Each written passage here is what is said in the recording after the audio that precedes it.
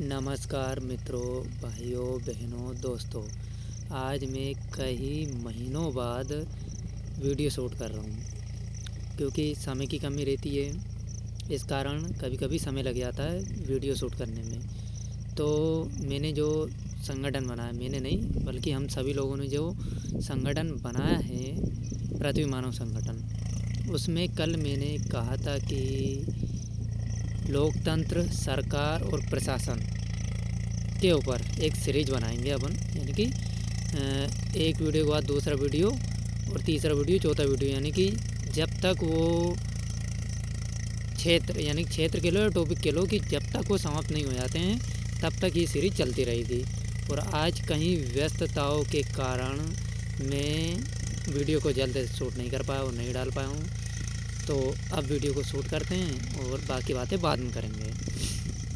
तो लोकतंत्र, सरकार और प्रशासन, ये हमारा टॉपिक है, या ये हमारा क्षेत्र मान लो, सेक्टर मान लो, ठीक है। ये हमारा विषय है, तो इसके ऊपर हम चर्चा करेंगे और काफ़ी अच्छी खासी करेंगे। तो लोकतंत्र के ऊपर आते हैं।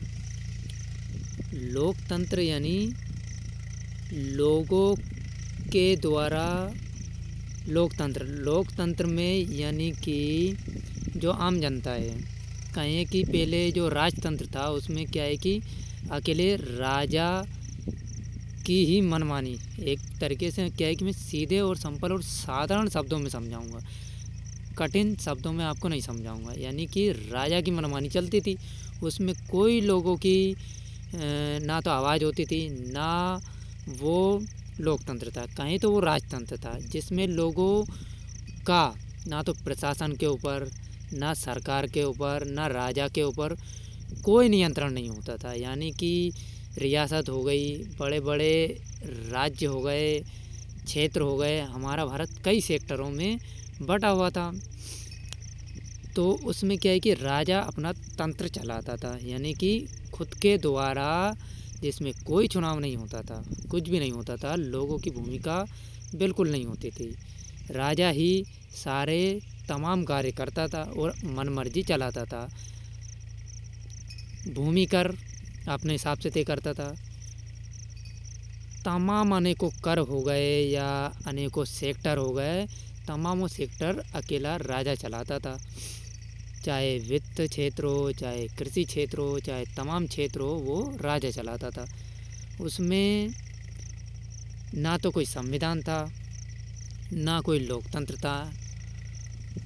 और आज क्या है कि जो जब से अमूमन दुनिया में लोकतंत्र आया है, आम जनता के द्वारा चुनी हुई सरकार तंत्र को चला रही है, यानी कि देशों को चला रही है, राष्ट्रों को चला रही है, जिसमें आम जनता का मत शामिल होता है।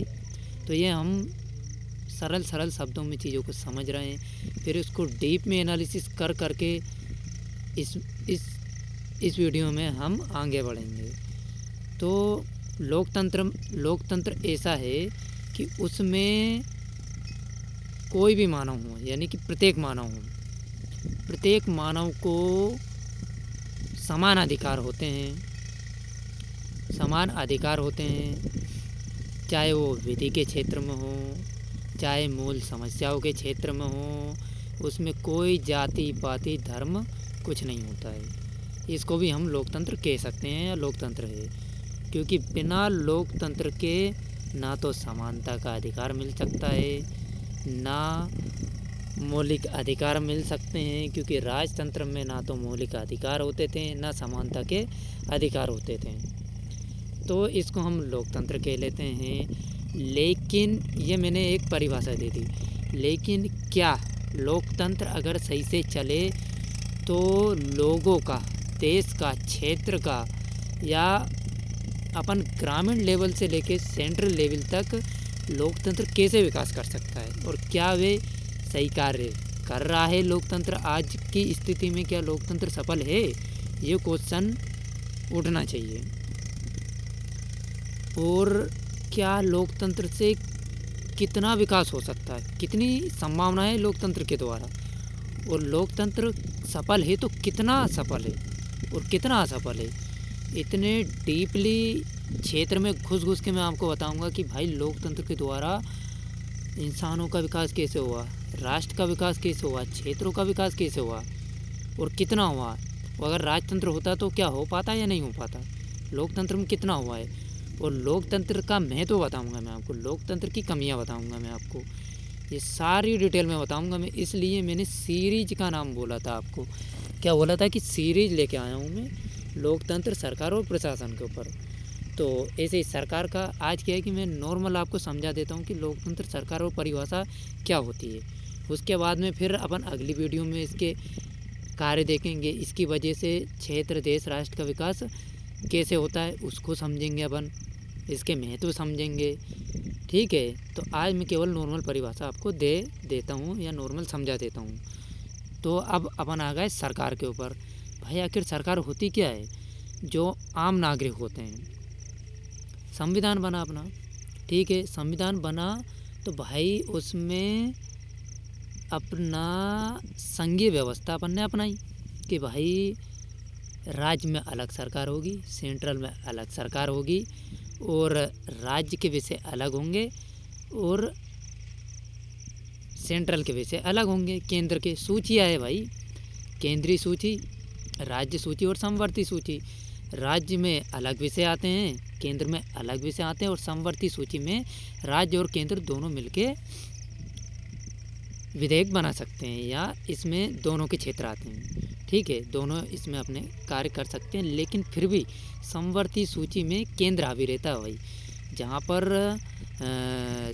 राष्ट्रीय मुद्दा आ जाता है वहाँ पर केंद्र हावी हो जाता है। ठीक है, और इसी हिसाब से राज्य और सेंट्रल में यानी कि केंद्र में सरकारों को शक्तियाँ सौंप दी गई है। ठीक है, सरकारों को अपने अपने क्षेत्रों में शक्तियाँ सौंप दी गई है। जैसे शक्तियों में अपन देख ले कि भाई राज्य में शिक्षा व्यवस्था, जल व्यवस्था और नगर यानी कि नगर व्यवस्था आदि विषय राज्य को सौंप दिए गए हैं। सेंट्रल में रक्षा विषय हो गए, रक्षा के क्षेत्र हो गए, विदेश क्षेत्र हो गए और समूचे देश का विकास कैसे करना, ऐसे ऐसे तमाम जो शक्तियाँ है सेंट्रल में सौंप दी गई है।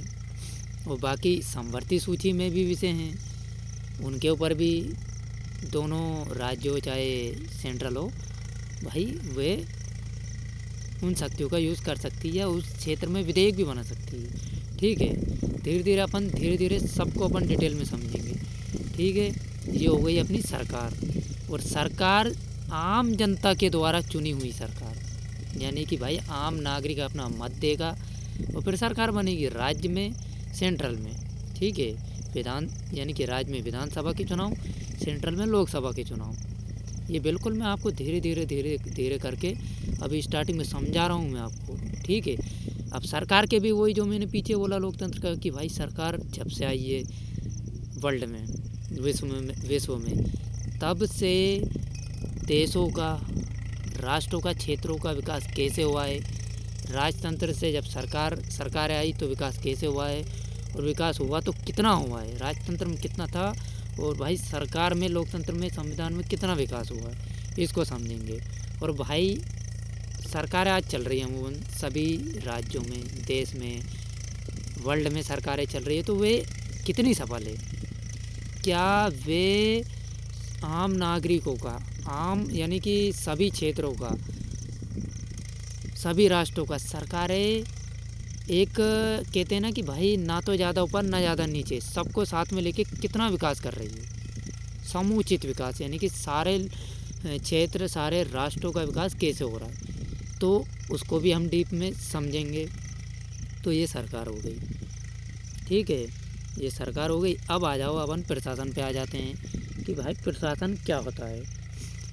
भाई जब संविधान बना तो उसमें बोला कि भाई सरकारें तो अपना अपना काम कर लेंगी। ठीक है, सरकार को शक्तियाँ भी दे दी गई है, राज्य हो, सेंट्रल हो, सबको शक्तियाँ दे दी गई है अपनी अपनी जगह। लेकिन भाई लॉ एंड ऑर्डर कौन बरकरार रखेगा, यानी कि भाई देश का प्रशासन कैसे चलेगा, ये मुद्दा अमूमन जब जब लोकतंत्र बना, हर जगह प्रशासन है, प्रशासनिक संस्थाएं हैं, प्रशासनिक व्यवस्थाएं हैं, उनको संगठित किया गया है, यानी कि उनको बनाया गया है, उनको एक स्ट्रक्चर फॉर्मेट देकर उनको विकसित किया गया है धीरे धीरे। तो प्रशासन का काम है कि भाई सरकार योजनाएं बनाए, ठीक है, लेकिन उसको ग्राउंड लेवल पर उन योजनाओं को कौन लागू करेगा? भाई प्रशासनिक व्यवस्था के द्वारा हम भारत में देख ले, आईएएस होता है जिला का अधीक्षक अधिकारी, वे योजना बनाने में भी सरकार का साथ देता है और योजनाओं को ज़मीनी लेवल पर उतारने में भी उसका साथ देता। अगर प्रशासन नहीं हो तो ना तो देश का विकास हो सकता है, भले ही सरकार हो, भले ही लोकतंत्र हो, लेकिन भाई प्रशासनिक व्यवस्था नहीं हो तो ना तो देश का विकास हो सकता है, ना ही लॉ एंड ऑर्डर मेंटेन रह सकता है, और ना ही योजनाएं बन सकती है। क्योंकि वर्ल्ड में तमाम पार्टियां हैं, तमाम नेता हैं, अपने देश में तमाम पार्टियां हैं, तमाम नेता हैं, लेकिन उसमें साक्षरता का रेशियो नेताओं का निकाले तो भाई बहुत ही कम है। जितना राजनीति में रेशियो होना चाहिए उससे बहुत कम है। बहुत कम पढ़े लिखे नेता मिलेंगे। अगर पढ़े लिखे नेता मिल भी गए, मान लो कि भाई 10वीं पास है, 12वीं पास है, और क्योंकि विधायक बनने के लिए, सांसद बनने के लिए कोई भाई एजुकेशन का वो तो रखा नहीं गया, जैसे नौकरियों में रखा जाता है कि भाई इतनी एजुकेशन इतना हो तब तुमको इस नौकरी में पात्रता मिलेगी। पात्रता के लिए कोई एजुकेशन ज़रूर नहीं है सरकार में। तो भाई ना तो नेता इतने पढ़े लिखे आते, और पढ़े लिखे आते हैं भी हैं, मान लो कि हिंदी इंग्लिश पढ़ना आ रहा है, भाई हिंदी इंग्लिश पढ़ने वाले को हम साक्षर कह सकते हैं, लेकिन सरकार में अगर तुम हिंदी इंग्लिश पढ़ने वाले को अगर तुम साक्षर कहोगे तो ये कतई तुम गलत सोच रहे हो, अगर एक हिसाब से मैं कहूँ तो। क्योंकि भाई पढ़ने से लिखने से आप एक राज्य को, एक ज़िले को, एक देश को नहीं चला सकते हो केवल हिंदी इंग्लिश पढ़ने से। भाई बहुत सी योजनाएं बनानी होती है, एनालिसिस करना पड़ता है डीप में जा जाके कि भाई किस सेक्टर में, कृषि सेक्टर में, वित्त सेक्टर में,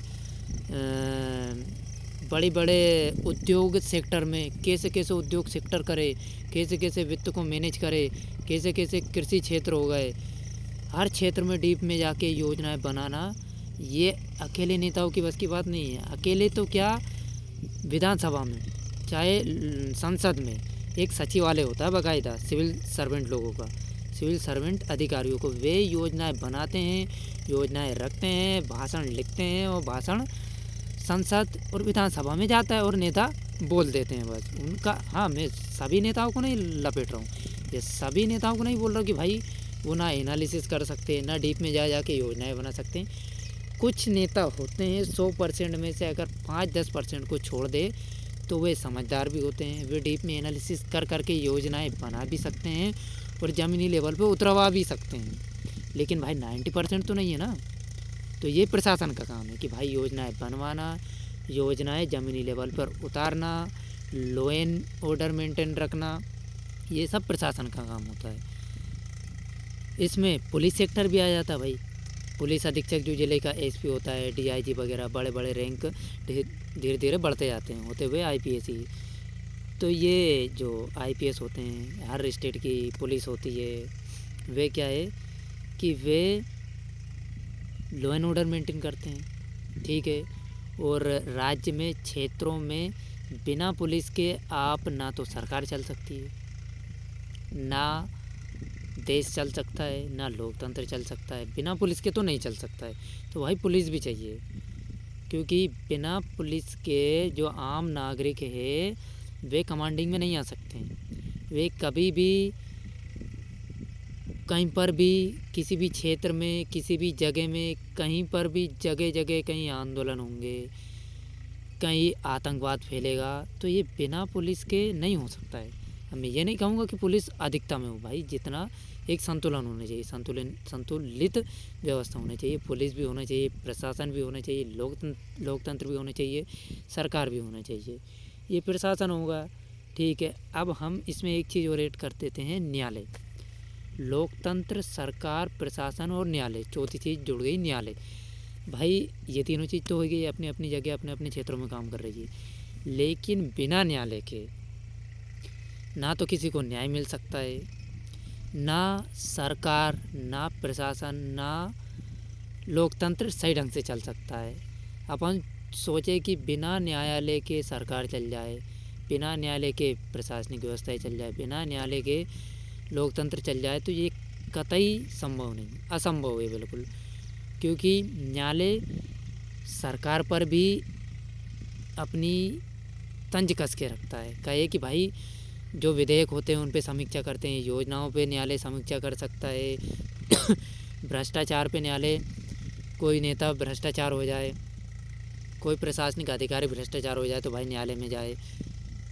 तो न्यायालय के बिना ना तो इनके काम चल सकते हैं, ना आम नागरिक का काम चल सकता है। छोटे छोटे लड़ाई झगड़ों के काम हो या बड़े बड़े काम हो या अपने हक अधिकार के काम हो, मौलिक अधिकारों के काम हो, बिना न्यायालय के, क्योंकि जो सुप्रीम कोर्ट है मौलिक अधिकारों का रक्षक है, राज्य के हाई कोर्ट भी मौलिक अधिकारों के रक्षक है। जब तक न्यायालय नहीं होंगे ना तो अधिकार मिल सकते हैं, समानता का अधिकार हो चाहे मौलिक अधिकार हो, कोई से अधिकार नहीं मिल सकते हैं। तो न्यायालय भी ज़रूरी है। न्यायिक व्यवस्था में जिला लेवल से लेके तो सेंट्रल तक, एक तो जिला न्यायालय होते हैं, राज्यों में हाई कोर्ट होते हैं, सेंट्रल में अपना सुप्रीम कोर्ट होता है, और जिला न्यायालयों में अलग अलग जगह अलग अलग बेंचें भी होती छोटी छोटी अलग अलग तहसीलों में, और हाई कोर्टों की भी बेंचें हो सकती है। जैसे अपने एमपी का ले लो, एमपी में मेन हाई कोर्ट जबलपुर है, लेकिन उसकी बेंचें कहाँ कहाँ हैं, एक ग्वालियर में है, एक इंदौर में है। सुप्रीम कोर्ट की भी बेंच हो सकती है, लेकिन एक अकेला सुप्रीम कोर्ट ही है, अभी एक अकेला सुप्रीम कोर्ट है, वे है दिल्ली में, नई दिल्ली में।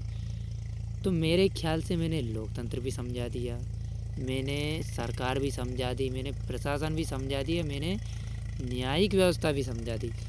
लेकिन भाई अब न्यायालय में मैं बता देता हूँ, जैसे उन तीनों में बताया था कि भाई अगर न्यायालय है तो न्यायालय की वजह से कितना न्याय मिल सका है, राजतंत्र से लेके अब लोकतंत्र में न्यायालय के द्वारा कितना न्याय मिला है, और मिला तो वो न्यायिक व्यवस्था कितनी सफल हो सकी है। भाई क्वेश्चन उठने चाहिए या नहीं उठने चाहिए? तो ये क्वेश्चन उठेंगे, न्यायालयों के महत्व जानेंगे, न्यायालय अगर नहीं हो तो क्या देश नहीं चल सकता ये भी जानेंगे, न्यायालय के महत्व भी हम जानेंगे, और न्यायिक व्यवस्था कितना असफल है। क्योंकि भाई अभी एक डेटा निकला है कि लगभग 6 करोड़ के आसपास कोर्टों में, न्यायालयों में जो फैसले होते हैं, जो केस होते हैं, केस पेंडिंग पड़े हैं 6 करोड़ के आसपास भारत में न्यायालयों में जो केस है पेंडिंग में पड़े हैं, वे सुलझे ही नहीं, कई सालों से चल रहे हैं। ठीक है, 4 करोड़ के आसपास तो डिस्ट्रिक्ट कोर्ट में केस पेंडिंग पड़े हैं, 63 लाख के आसपास हाई कोर्टों में केस पेंडिंग पड़े हैं, और लगभग 87,000 केसेस पेंडिंग हमारे सुप्रीम कोर्ट में पड़े हैं। क्या न्यायिक व्यवस्था कितनी सक्षम है, कितनी सफल है, और क्या न्यायिक व्यवस्था में कुछ खामियां हैं, तो उनको भी हम जानेंगे, और सफल है तो कितनी हम ये भी जानेंगे, और 6 करोड़ केस पेंडिंग में कैसे बढ़े हम ये भी जानेंगे। तो मेरे ख्याल से 18 मिनट 19 मिनट का वीडियो हमने शूट कर लिया है। अब हम अगली क्लास में या अगली सीरीज के अगले एपिसोड में हम आगे डीप में चर्चा करेंगे। ठीक है, डीप में बिल्कुल गहराई से चर्चा करेंगे, कोई जल्दी नहीं है, कोई हमें बच्चे जो हैं उनको कोई हमें ना तो हम ये क्लास ले रहे हैं, ये प्रत्येक मानव मात्र के लिए है, प्रत्येक आम नागरिक के लिए है। मेरा खुद का चैनल है पृथ्वी मानव संगठन, और हम सभी मानवों का एक संगठन है पृथ्वी मानव संगठन, उस पर भी ये सीरीज जाएगी, ये वीडियो जाएगा, और पृथ्वी मानव संगठन यूट्यूब चैनल पर भी जाएगा। तो वीडियो को यहीं विराम देते हैं, अगली सीरीज में मिलते हैं हम।